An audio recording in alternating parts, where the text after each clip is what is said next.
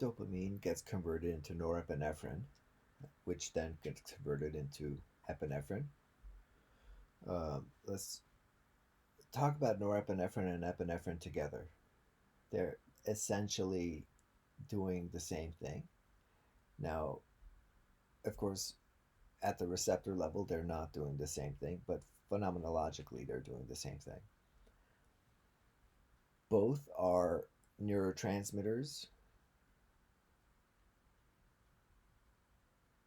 and hormones.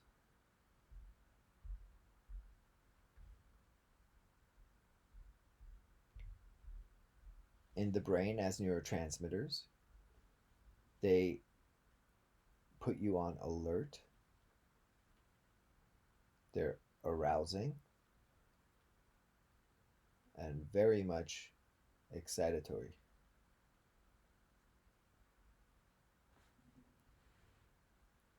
And in the body, they hit go on your fight and flight response. They put you on alert. There's a threat, or if you're just pumped up and excited, these systems are absolutely on fire.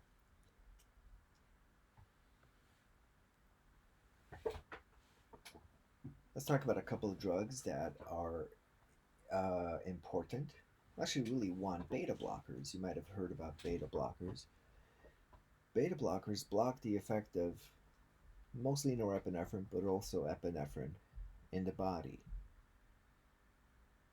both in the heart, that's what it looks like, and in the skeletal muscles.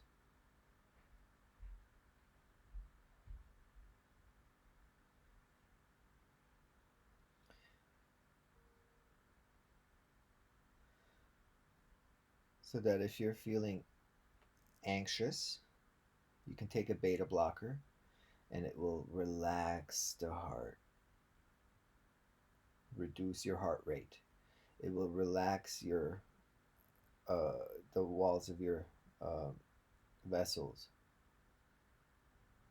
reduce blood pressure, reduce muscle tension.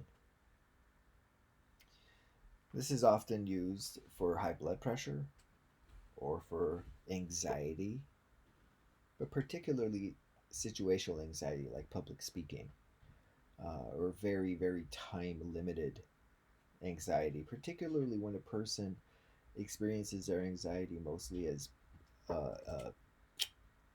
bodily sensations, less as racing thoughts and uh, yeah, catastrophizing and all the other things we associate with anxiety.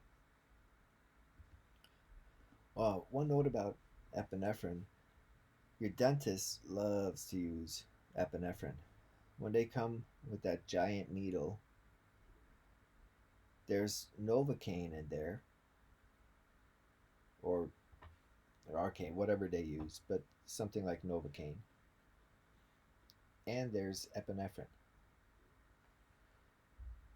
Because when they give you epinephrine, one of the things epinephrine does is it constricts your vessels, it clamps down.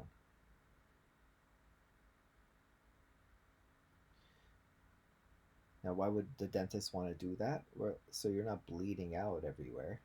Less blood, the less stuff he has to deal with. Also, the less blood flow you get around wherever he or she, wherever she injected the medicine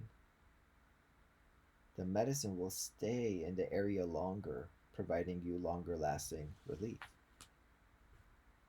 But I raised this because I didn't know about this, and forever I would go to the dentist and felt like a panic attack because I would be sitting in the chair feeling fine. The dentist would come in and shoot me up and then leave. And then I would feel like my heart was absolutely going to explode out of my chest. And then I finally asked, what exactly is in there?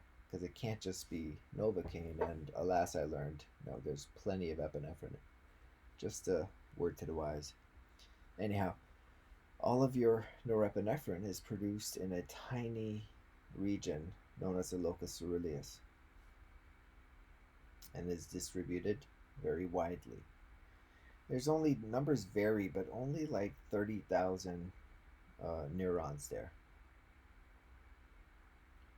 For such a critical function, this is why I'm bringing it up. It's surprising that such a small number of neurons would do such a critical job.